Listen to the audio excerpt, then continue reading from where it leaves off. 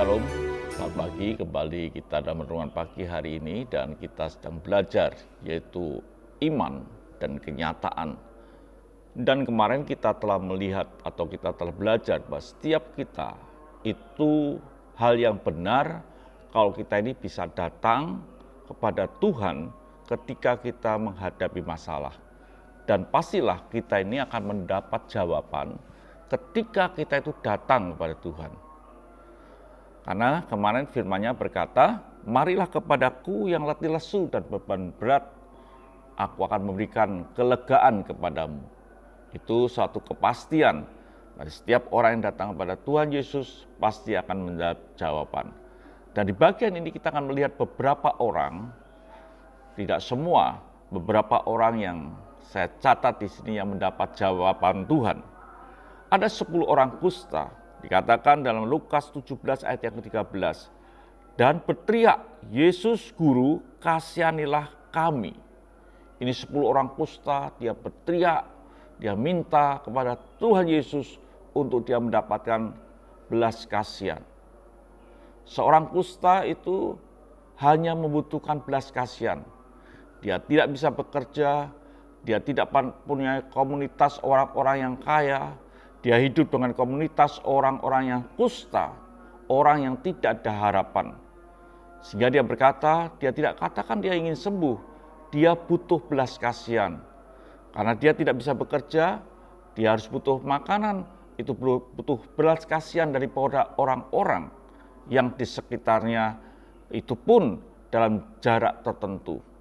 Dan dia berteriak, Yesus, Guru, kasihanilah kami. Dia berseru, dia meminta belas kasihan.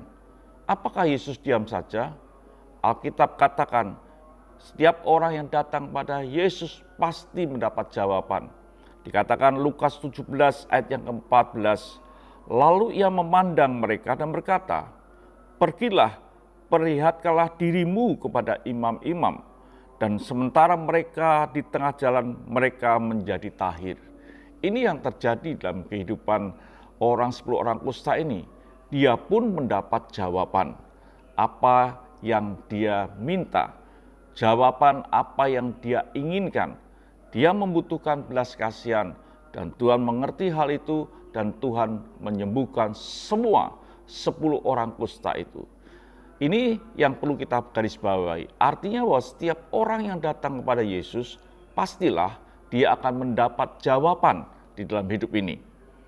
Kalau sudah mendengar lagi atau melihat lagi dalam Yohanes 9 ayat ke-7, dan berkata kepada mereka, pergilah basuhlah dirimu dalam kolam Siloam, artinya Yesus yang diutus. Maka pergilah orang itu yang membasuh dirinya lalu kembali dengan mata yang sudah melek. Ini yang terjadi bahwa orang yang matanya buta yang datang kepada Yesus pun mendapat jawaban. Jadi setiap kita tidaklah perlu kita gentar ketika kita datang kepada si pemilik hidup ini, yaitu Yesus Kristus. Bahwa dia pasti akan memberikan jawaban. Tawarannya jelas, marilah kepadaku yang letih lesu dan berbeban berat. Dia akan memberikan kelegaan kepadamu. Jadi setiap kita itu bisa datang kepada Tuhan. Dengan mudah, dengan sukacita, dengan berani. Kalau kita membaca dalam Matius 8 ayat yang ke-6, dikatakan Tuhan, hambaku terbaring di rumah karena sakit lumpuh dan ia sangat menderita. Ini ada orang datang kepada Yesus yang minta Tuhan Yesus menyembuhkan karyawannya, hambanya yang sakit lumpuh. Yesus berkata kepadanya, aku akan datang menyembuhkannya. Jelas saudaraku, ada jawaban. Jadi setiap kita yang datang kepada Tuhan Yesus, baik itu beban yang kita hadapi atau beban orang lain yang kita hadapi, kita bisa membawa mereka di dalam doa. Karena setiap kali kita berdoa dengan iman otomatis, dengan percaya, selalu ada jawaban. Tuhan memberkati. Mari kita berdoa. Terima kasih Bapa, kami bersyukur biarlah hidup kami berani menghadap Tuhan untuk diri kami, bahkan untuk orang lain pun. Karena kami tahu Ketika kami datang kepadamu, selalu ada jawaban. Haleluya. Amin.